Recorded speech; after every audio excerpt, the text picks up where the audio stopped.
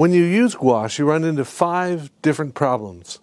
Number 1, it freezes, which makes winter scenes difficult. Number 2, it dries fast, which makes blending difficult. Number 3, it reactivates, which makes it hard to glaze. Number 4, it can look chalky. And number 5, it shifts values when it dries. I'm going to take you through all the issues with gouache using this painting of an iceboat. And at the end, we'll get a ride on an iceboat.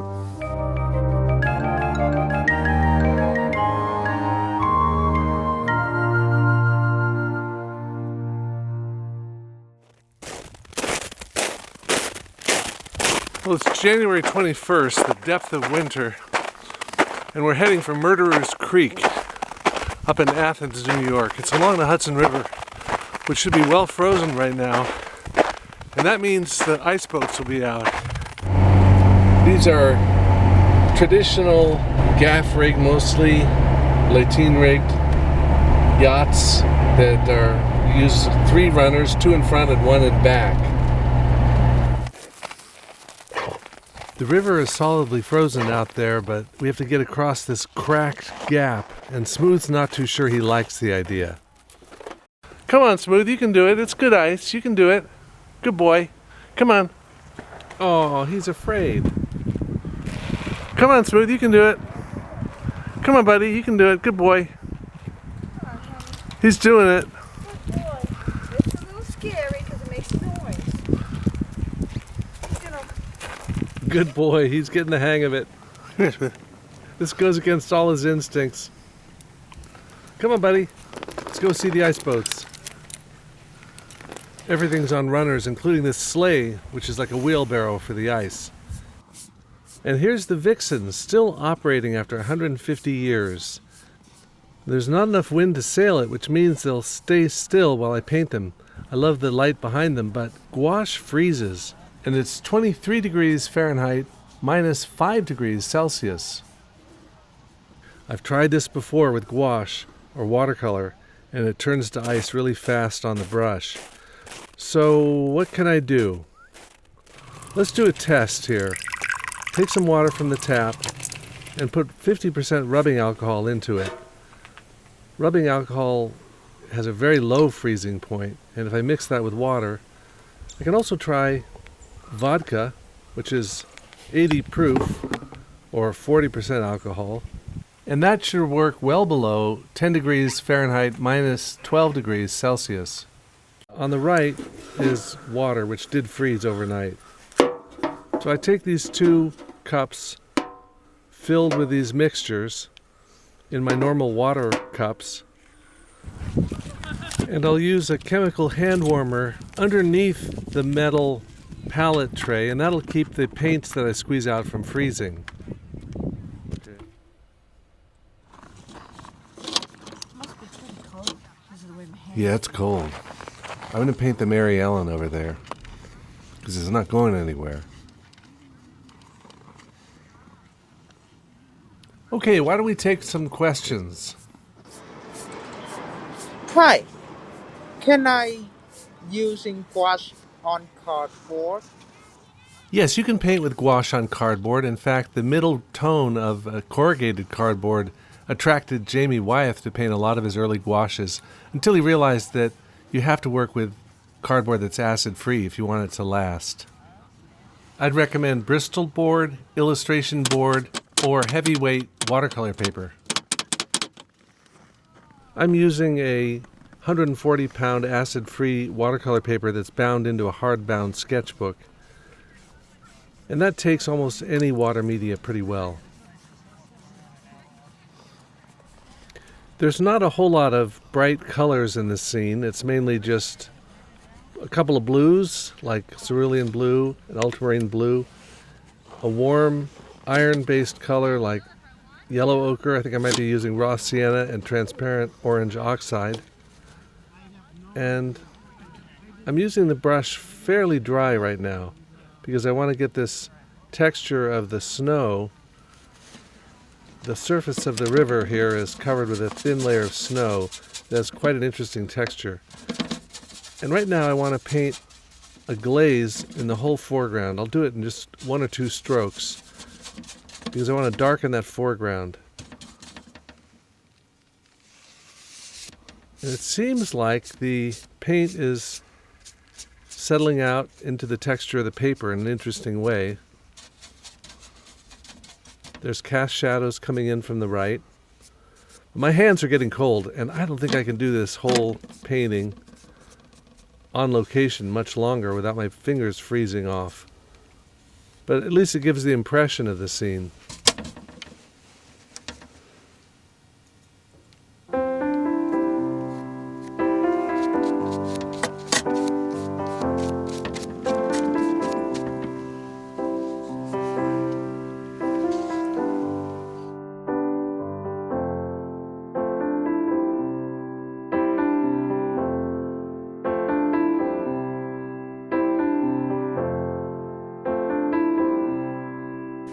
There are two other ways to deal with painting in water media in sub-freezing temperatures. One is to paint next to a campfire, which is the way I did this one. There was enough heat from the campfire to keep the paint from freezing. And the other way is to paint from inside a parked car. From a parked car, you have all the warmth you need, and it can be really cold outside, and you can get a whole painting done. Any water medium, gouache, watercolor, casein, or acrylic, can be intermixed with each other, but they all tend to dry out, so I put them in a sealed jar with a lid when I'm not using them. That keeps them from drying out in the tube. Gouache can be expensive. A single tube of cadmium red from some manufacturers is over $25, but you can get sets that are less expensive. To start with, here's the Shinhan Pass set, which is intermediate between watercolor and gouache. And here's a painting that I did with those colors. This is Royal Talon's small set of mixing colors, which uses a special kind of binder called dextrin, a potato starch. These are the Arteza set, which is an inexpensive set you can get online. And then Hemi, which is a gel-like gouache paint. It comes in these kind of jelly things. It has blue and other colors for the box. I'll be testing these out in future YouTube videos, so subscribe to my YouTube channel if you want to see those being tested out. By the way, I've always had the policy of not accepting advertising money or sponsorship money or working as a brand ambassador. Some of these I bought and some of these were sent to me by manufacturers, but with no obligation to review them. And I often mix colors from different brands when I'm doing a painting. I have titanium white, which is nice and opaque, yellow ochre, cerulean blue, Indian red, which is a watercolor, but it's very opaque, and then ultramarine blue, which helps me get darks if I need them. Now I'll be doing a new painting for you based on photo reference. And by doing this in the studio, I can take my time and show you all the steps. Let me start with the eye level and the basic geometry of the sail. Hi, James. I use gouache and watercolor together, but I use designer gouache and professional artist grade watercolors. I'm wondering if I need to get a new brand of gouache because my colors are always muddy. Jesse, that muddiness may come from white being mixed into some of the pigments that you've got. The term designer colors comes from a time when designers and illustrators wanted to have pre-mixed not only colors and hues, but values, often light tints. And a lot of them still have white or other opacifiers mixed in. But most other brands of gouache these days don't use white anymore or any opacifiers or lighteners. They figure it's up to you to do the lightening by mixing in your own white. So I would say go with a brand of artist gouache rather than anything that says designer colors on it. You may notice there's a light tone on the paper. That's a priming layer. I used casein for that, but you could use matte acrylic or you could use acrylic gouache, all of which will give you a matte surface that's impermeable to later layers.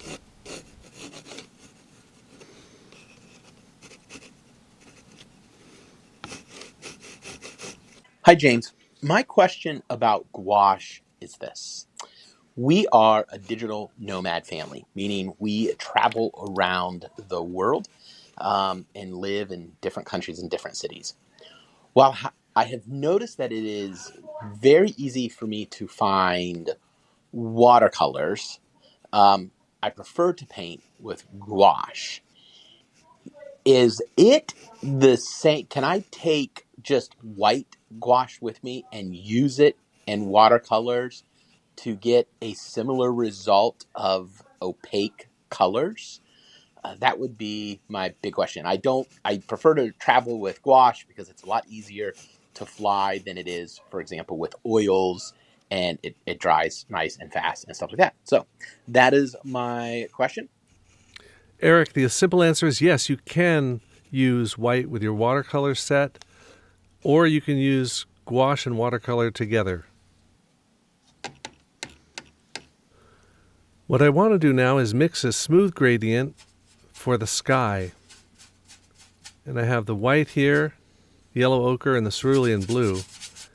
And I'll make a light tint of the cerulean for the blue of the sky, which gets darker toward the left-hand edge of the painting, and it gets brightest right behind the sail, where the sun is peeking out from behind that triangular sail. Hi, this is Arthur. I'm calling from Curacao, a Dutch island in the Caribbean. Well, first of all, I was trying to follow your advice and use casein, but casein is very difficult to get, neither on my island nor in Europe. I'm really using gouache, but gouache has also big disadvantage. Um, I like to draw with a fine liner or with a pen,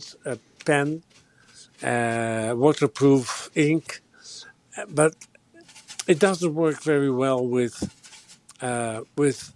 gouache. My pen stops, and the same is for fine liners. I just wanted to let you know. Arthur, I agree, and I've had the same experience that when you're using gouache first and you want to get line work on top of it, that most technical pens, fountain pens, will tend to get jammed up with the pigment.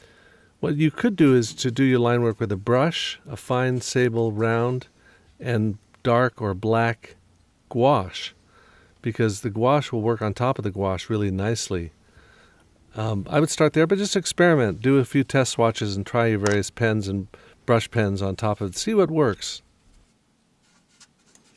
I practice making portraits with gouache, but the problem is it always looks splotchy.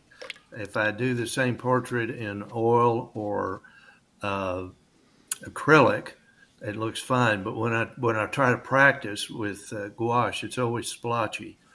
Is there a way not to do that? Is there a way to avoid the splotchiness when using gouache? Thank you, sir.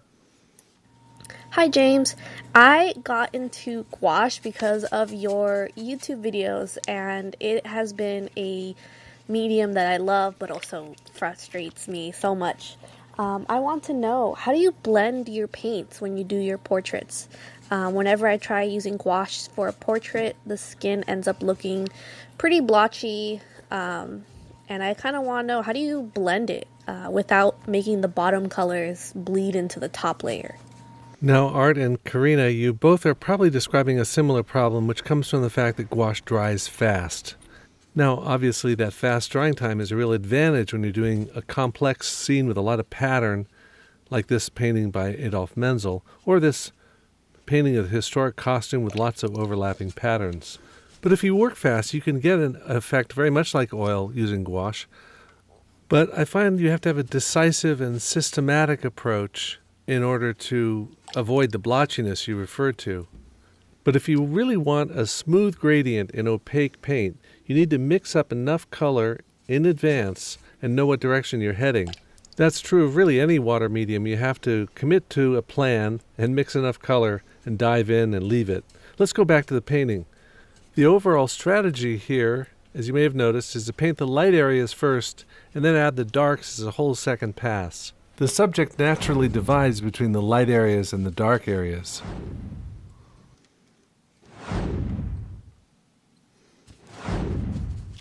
Watercolor can be stored in a palette and re-wet.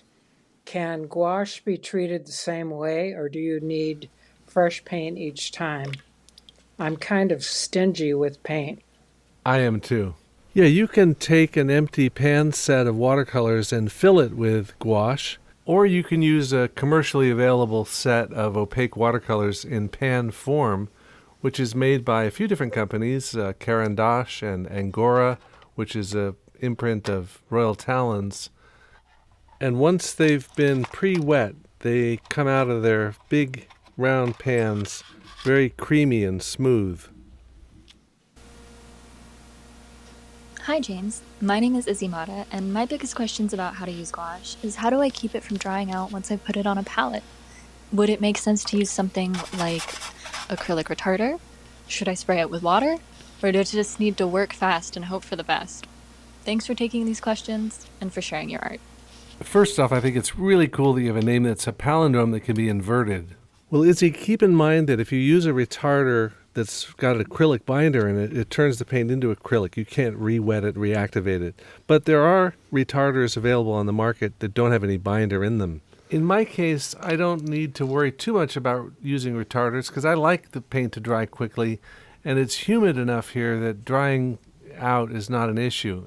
Now, you can spray the paint that's on the palette every once in a while, or you can squeeze out the paint onto damp paper towels on your palette surface, and it'll dry much more slowly that way.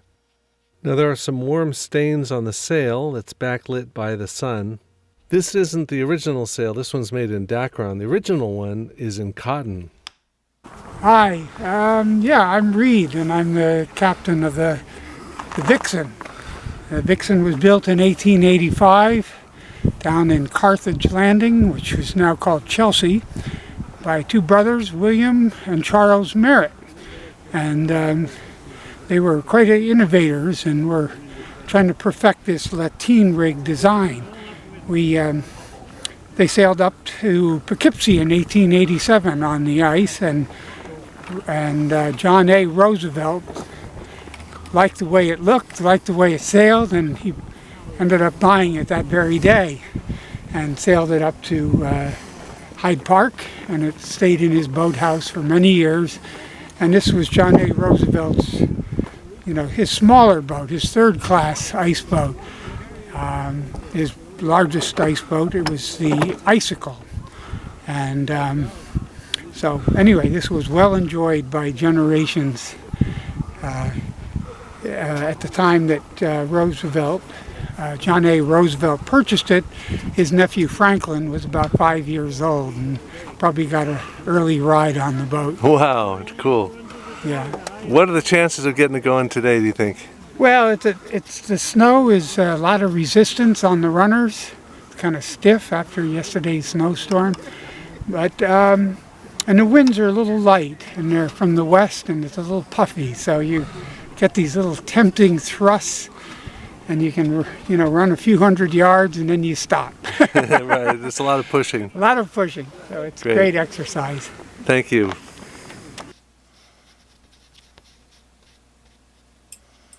Hi, I've been having trouble rendering my very lights, or just getting very light over more like mid-value paint.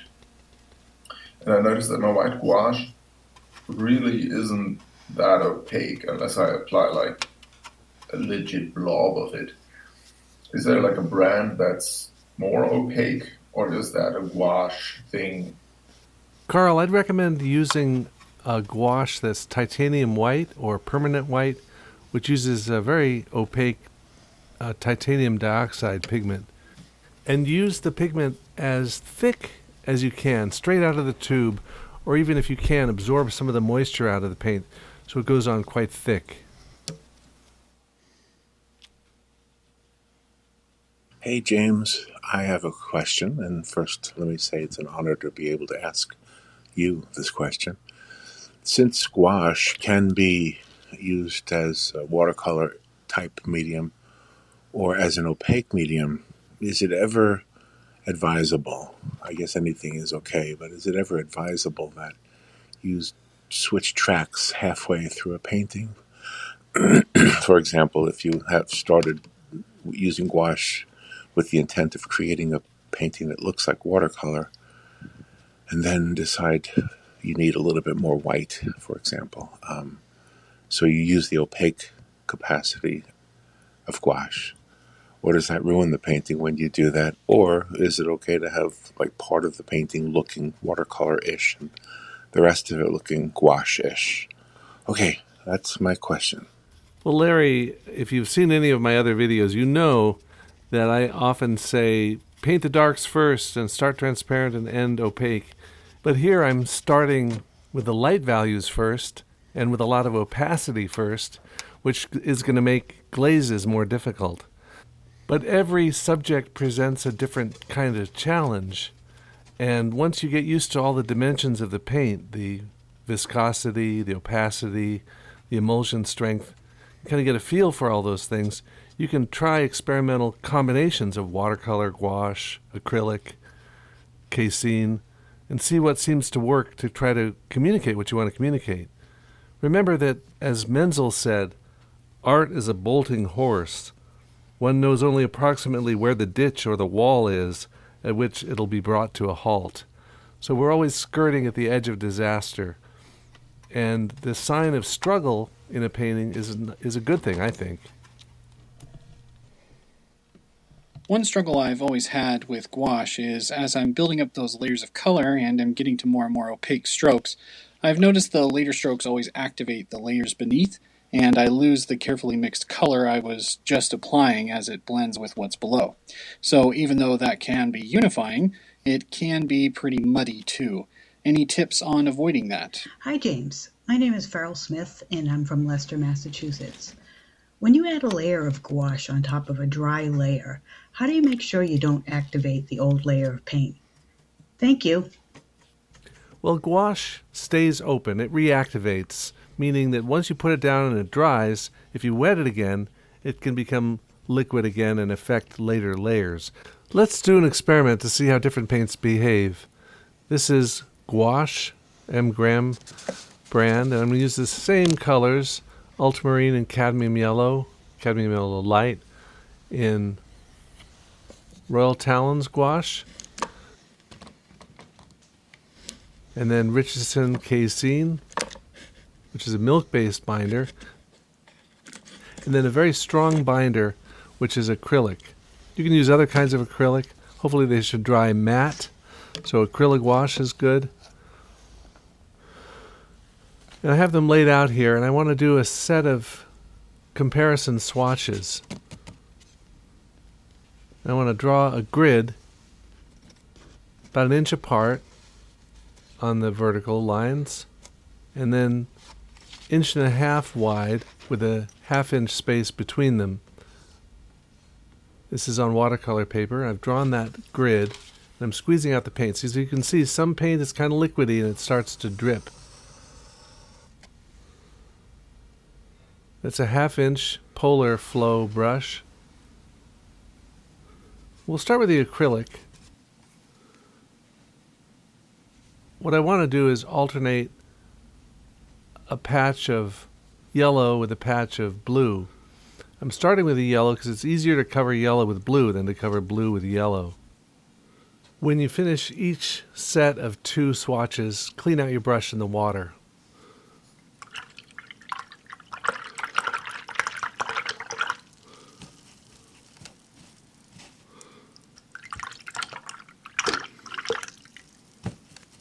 Now, while we're still thinking about yellow, let's paint the cadmium yellow light casein, and we can put it on fairly thickly. It feels a lot like oil paint. For those of you who are oil painters who are thinking of dabbling in water media, casein is nice because it has that juicy feel of oil paint, But the emulsion strength, that is the strength of the binder or the glue that holds the paint together, is not as strong as acrylic, but it's a little stronger than gouache. Now we're moving over to the Royal Talons gouache. This has a potato starch binder. It's thixotropic, which means that as you work it, as you move the paint around, it gets actually smoother, almost like honey. And then this, they didn't have cadmium yellow lights. I'm using cadmium yellow, which is a little more orangey. This is M. Graham. And this actually does use some honey in the mixture, along with gum arabic. Nice coverage. Okay, clean our brushes out, and we'll go to the blue. But let's clean out our water first. Okay, I'll start with the gouache this time, and I want to put the paint on fairly thickly. If there's still some wetness to the edge of one of those swatches, it may run into the next one and start to blend. But if that happens, it's okay. This is all just an experiment. And what we're doing in this experiment is to just paint these swatches, let them dry plenty, and then I'll try reactivating them and see what happens. Hello, Mr. Gurney. My question is, how do I darken my colors correctly? So far, I've been using a mix of burnt umber and Peruvian blue for it. Should I use a different mix for certain colors or even just black? And thank you so much for helping me see the beauty in life again with every video you make. Well, thank you, Christoph. As far as black, yes, you can use black if you need that final accent of black, or if you're painting something that's black. But using burnt umber and Prussian blue is a nice combination. Also try Viridian and permanent alizarin for a green-red black. Now the way I'll try to fix that drip is to take a paper towel, a small dab of it, and just try to lift that up as much as possible. And when that dries, I can lay down another stroke on top of that of the yellow, and that should cover it up most of the way. Once I've painted all those swatches with nice thick paint, I'm going to put them to dry in front of the fireplace. My hope is that the fire will dry all that paint up so we can really test it to see if it reactivates. The reason I want to do that is I want to be able to lay down some thin, transparent strokes quickly over the gouache. And I've found that usually you get one chance to do a transparent stroke over existing gouache without reactivating. A quick light glaze of yellow ochre, raw sienna, with a soft brush. Hey James, I've been having an issue where the paint peels off the paper a few days after it dries. I used to think it was a silfish issue, but I'm wondering now if it's not binding to the paper. It happens only in certain areas and follows along the lines and patterns of my painting. Could it be a layering issue I have to work with, or could it be the cheap gouache I'm using? Hoping you can clear some of this up, as it's really frustrating at the moment. Thanks. Hey Mary, that does sound frustrating. I'm guessing it's not a problem with the paint. Most paints are pretty good with adhesion, as long as the paper isn't too smooth and slick. And the other thing, if it's following the lines of your drawing, it may be because you used an eraser. Certain erasers leave an oily sort of line under where you erased, and there can be adhesion problems underneath those. Especially with the kneaded eraser, or putty rubber as it's called in England. They're made from carbonated rubber and vegetable oil, but they will leave a little bit of an oily residue. If you use the kind of eraser that leaves behind crumbs, you'll probably have a better success rate at getting your paint to adhere. By the way, interesting fact, the term rubber, which they use in England for eraser, is from the fact that you can rub off charcoal with them. Originally they used bread way back when. But the name of the rubber plant is named after the eraser, not vice versa.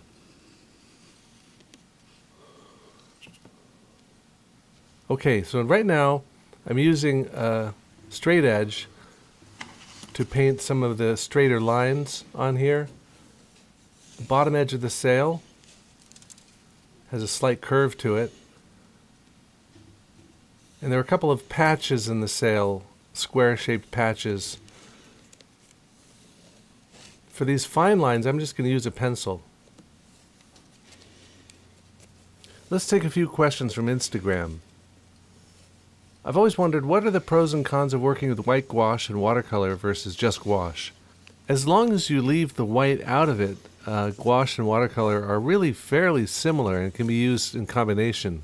Older formulations of gouache tended to have white mixed into them, and those didn't look as good when used transparently, but now they do. I have a hard time wasting paint as it dries quickly on my palette as I'm painting.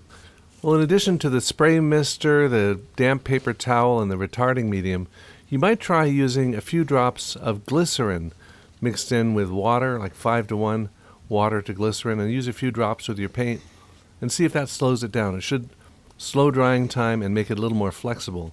They put glycerin in paint anyway, but you can use a little bit more. Do you call them ice boats or ice yachts? Well, depends. Either one? Either way is good. Yeah. Does anyone get into wearing all like period attire and going the whole 9 yards that way? We haven't yet, but it would be fun. Yeah. Especially with some of the older boats. We've got a fleet of 3 or 4 of the boats from the 1870s when men still wore top hats and things, you know.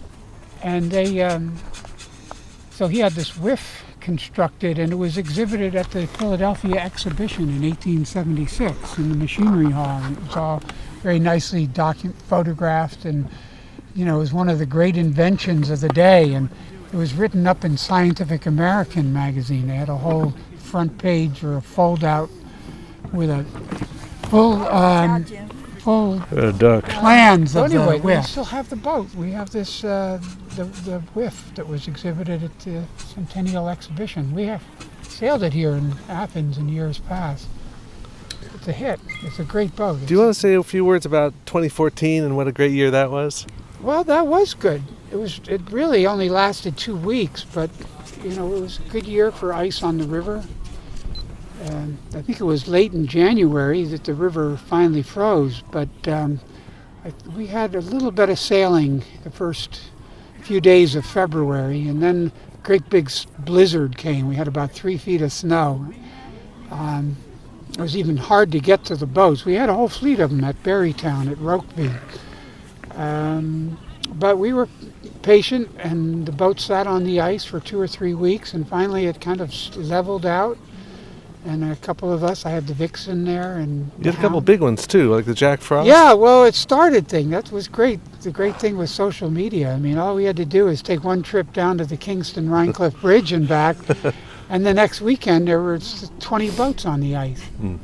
All, you know, stern steers, all ready for some action. And we had the Rocket came up from Red Bank, New Jersey, and had its inauguration. They broke a champagne bottle over its bow, and sailed it to beat the band. That was so. But our Jack Frost is still the far superior boat. The fastest and or in what way is it superior? Well, it's the same difference. The Rocket's got a slightly narrow runner plank, and it's pretty light. It's got more canvas. It's got like 900 square feet. The Jack Frost is about 750. So, you know, when the winds get lifting, you want a boat that you can really control, and the Jack Frost can do it. I guess these would have been the fastest man-made vehicles in the 1870s, faster than trains at their top speed, right? Well, yeah, that's for sure. I mean, in the 1870s, there was kind of big front page headlines, you know, the iceboats racing from Poughkeepsie to New Hamburg, 7 miles in 7 minutes, you know. Yeah. And, you know, beating out the express train on the river. Wow. I'm going to take off. Okay, go ahead, go for it.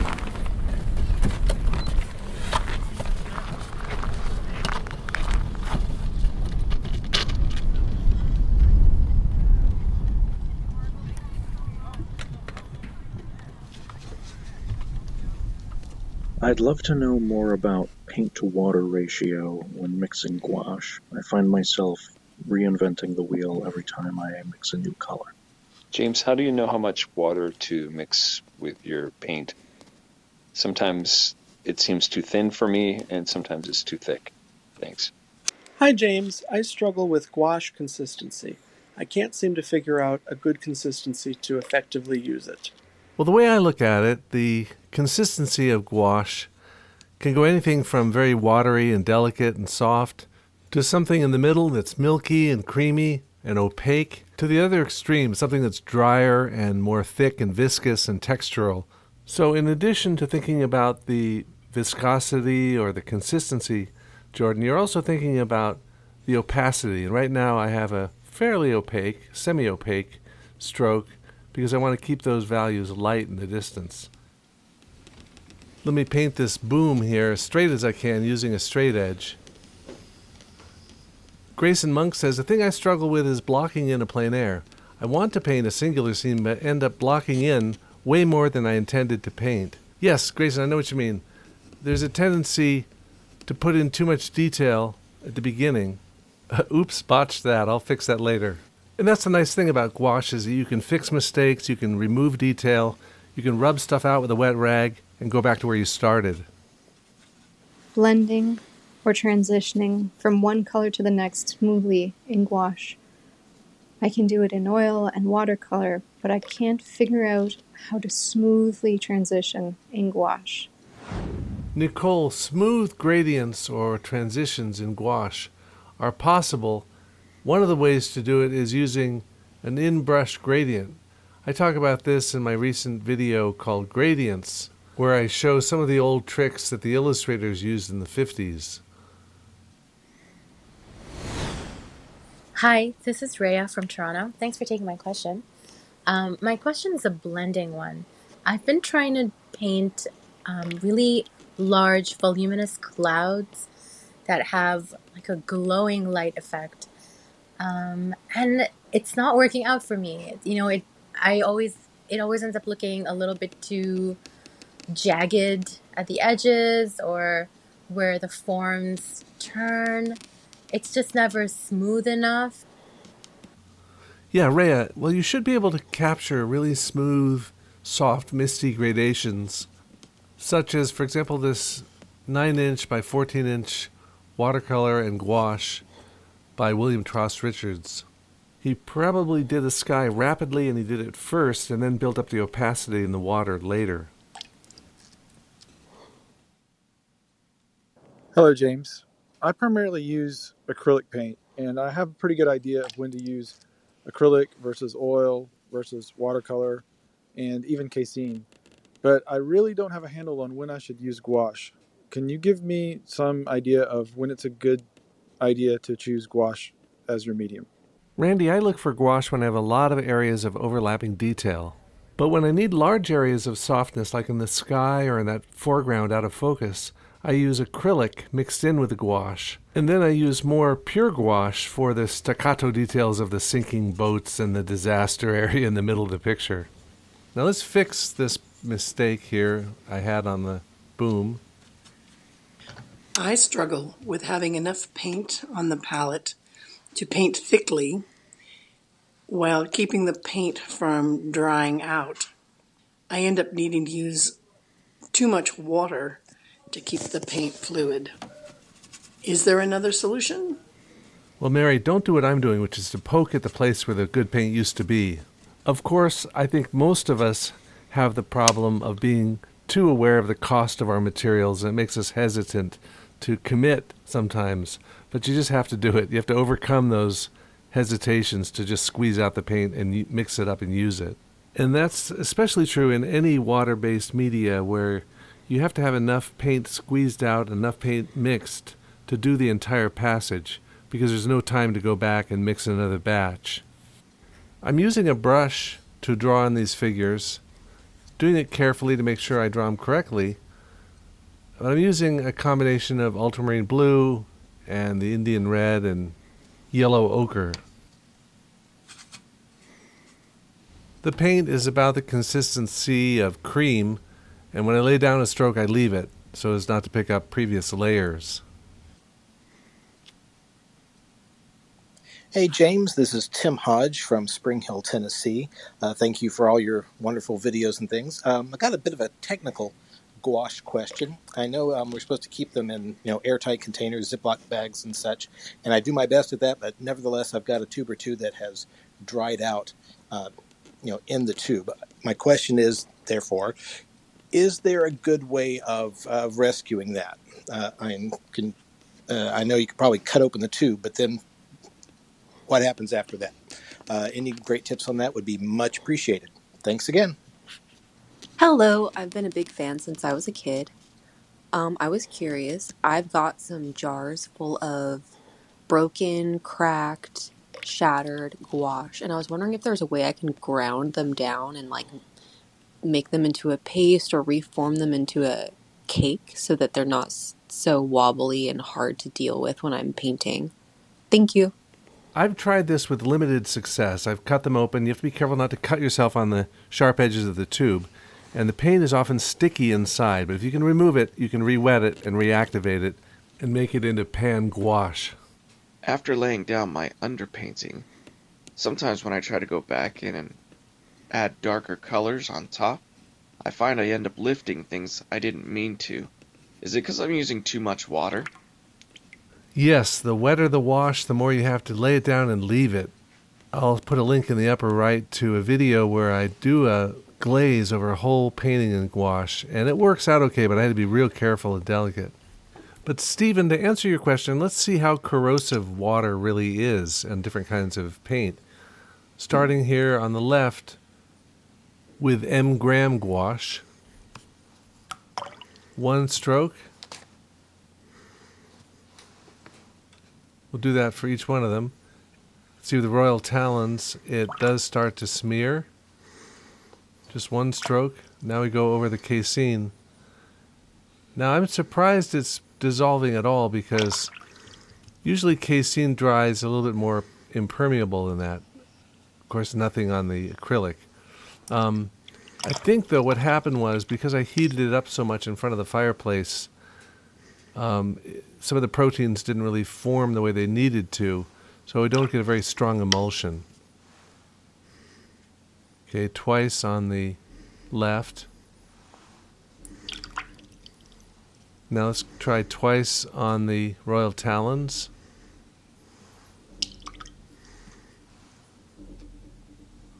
And that one smears quite a bit. This is being painted over watercolor paper.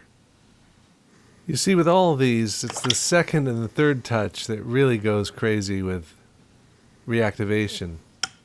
If you had the kind of art training where you used oil paint and you did the thing where you touched the painting 4 times for every stroke, you may have a hard time with gouache unless you unlearn the habit of multiple touches. You kind of have to touch it once and leave it for gouache or watercolor.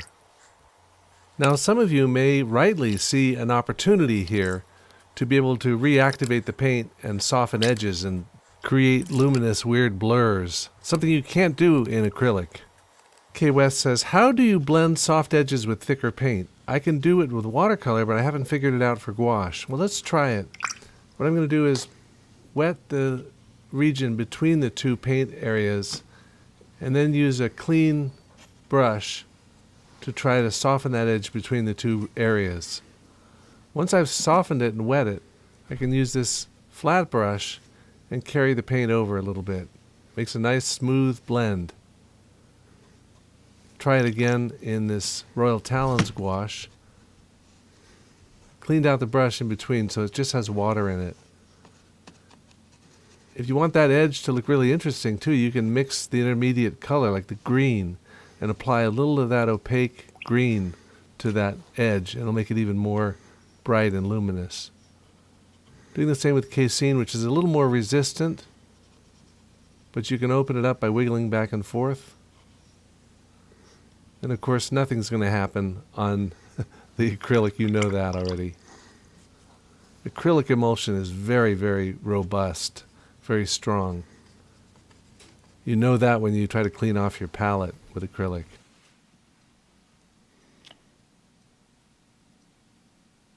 Hi, James. Thank you. Sometimes I feel like I'm coloring instead of painting.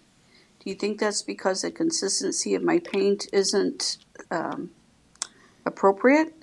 Appreciate your help. I would guess it has less to do with the consistency of your paint than it does about your procedure. Nothing wrong with coloring. That's a whole valid way of working. You can color in shapes and then do the line work afterwards. Or you can kind of find it in the paint, which is what I'm doing here. I didn't really do very careful outlines first because I thought it would just be more fun to figure out these people with the tip of the brush. In many ways, I think the brush is a more sensitive drawing tool than a pencil is anyway. If you want to go for more of a coloring look, I would suggest do big areas first and then subdivide them with smaller shapes as a general principle. Now I want them to read as silhouettes first, but then have some information within the silhouette to show us where the face and the hand is, and that there might be a different color pair of pants from the jacket. So I'm using my colors to generate a few variations and then painting them very broadly within the silhouette. Hey James, this is Justin Donaldson. I have a quick question for you about gouache, which is that aside from pure experience alone, what's the best method you know for predicting the value shift as gouache dries? Hey James, usually my problem with gouache is that I have a hard time judging how light or dark the color or the value is going to be when I first mix it and when I place it down. And so I always feel like I have to constantly keep like readjusting and all that. It's just like a part of the process you just get used to, or is there a good way to actually like judge the value when you first mix it? Justin and Aaron, any kind of paint that dries matte is going to shift value, especially in the dark colors. It is something you just have to get used to. The only way to stop it from happening while you're painting is to mix acrylic gloss medium into your paint, but then the painting becomes acrylic. If you want to restore the value relationships to the way they looked when they're wet, you can use varnish at the end, and I'll talk about that later.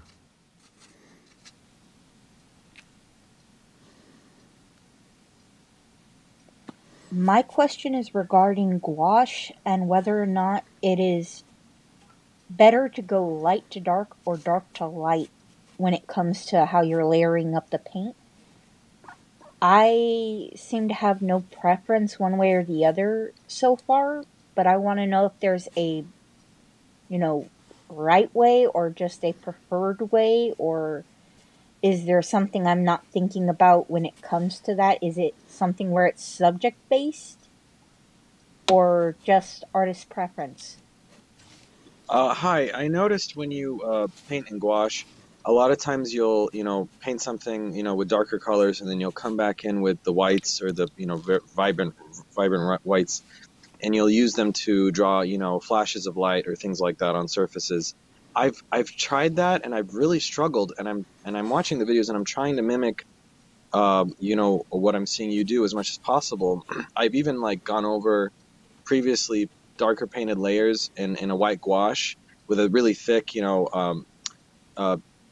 texture of white gouache paint with very little water mixed in, and it's still I still struggle to get it a really strong, vibrant white. So I'm not sure what mistake I'm making. I was thinking maybe he went back in later with a I forget what it's called, casein white or something like that. So if you have any guidance, I'm very appreciative of that. Thank you. Well, Yusuf and Crystal, there's no right or wrong way to work here. You can work in general from dark to light or light to dark, which is what I'm doing here. I put down the main light areas first, and I'm drawing in the dark areas. But as far as the lightest light, the highlights usually, or the darkest darks, the darkest accents, or the brightest colors, it's good to keep some power in reserve. What Harvey Dunn, the great American illustrator, used to say to his students, keep a shot in your locker. Keep something for that one last opportunity where you may need it.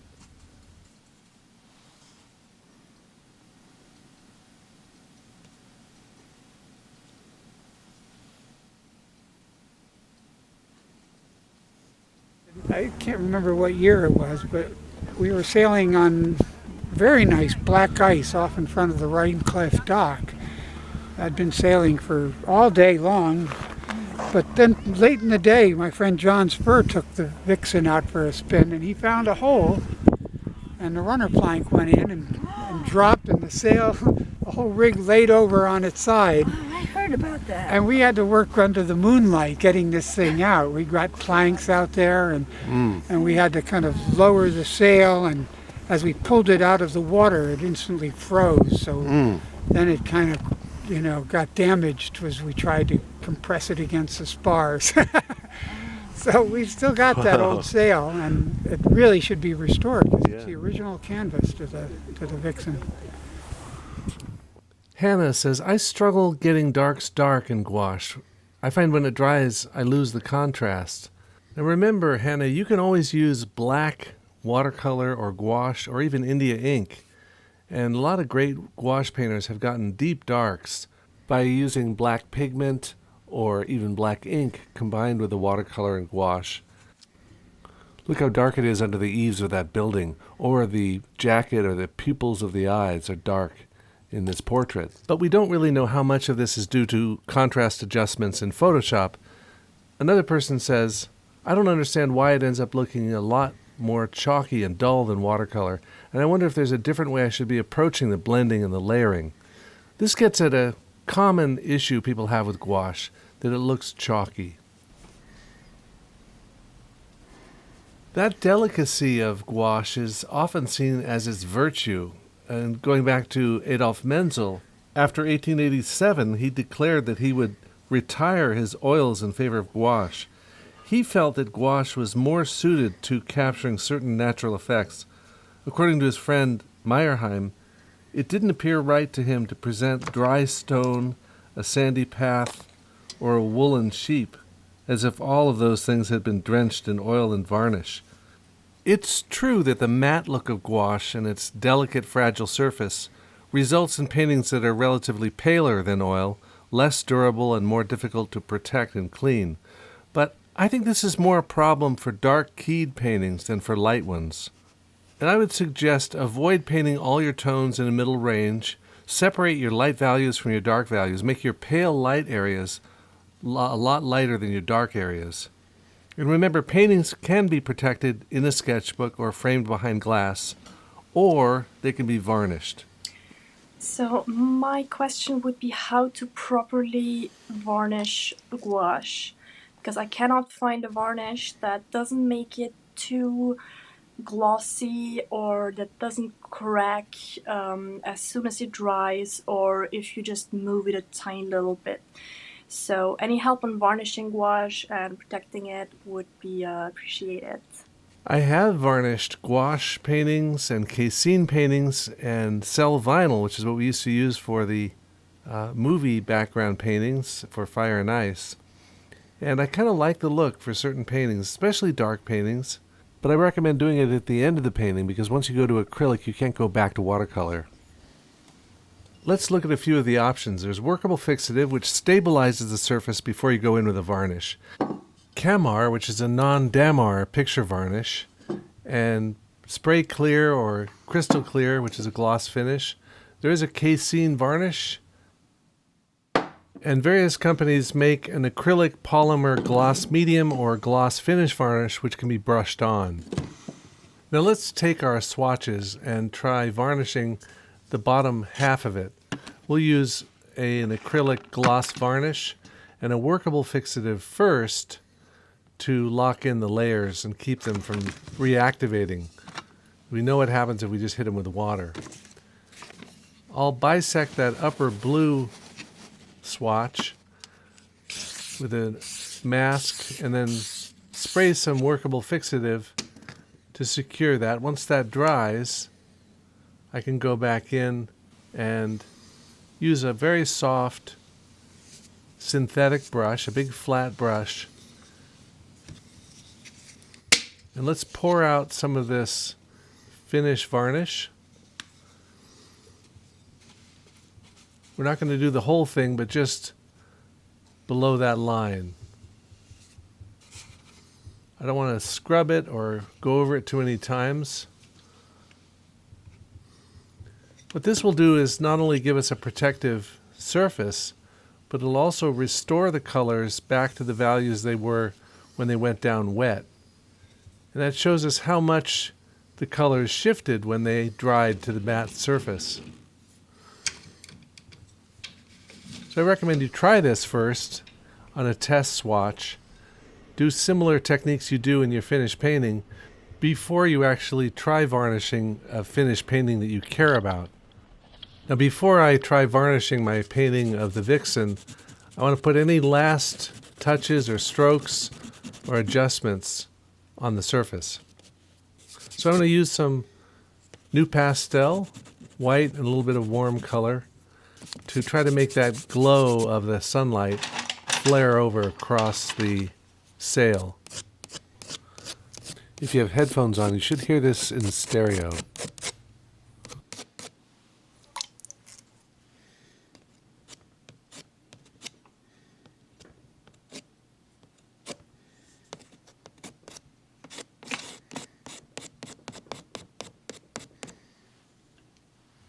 Now when I spray this with fixative and put down varnish, it may change some of the relationships of the tones as they went down, but it usually keeps them pretty stable. Good to have a clean area of the palette to work with and a very clean brush. But I've sprayed this now with workable fixative, so I feel safe to do a quick couple of strokes of the finish varnish over the surface without fear of disturbing it. Notice how the darks get darker. It looks like an oil painting. And why did I write 2002 instead of 2022? Who knows? Anyway, I'm in the past. Well, now that that painting is finished, the wind is picking up and I'm dying to get a ride on one of these ice boats.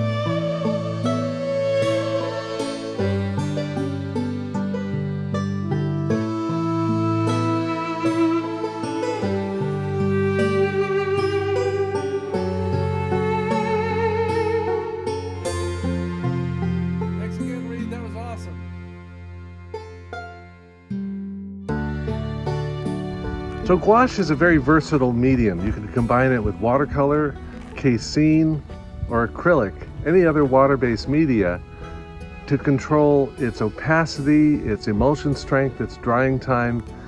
That's the beauty of it, is it in combination, it can be anything you want it to be.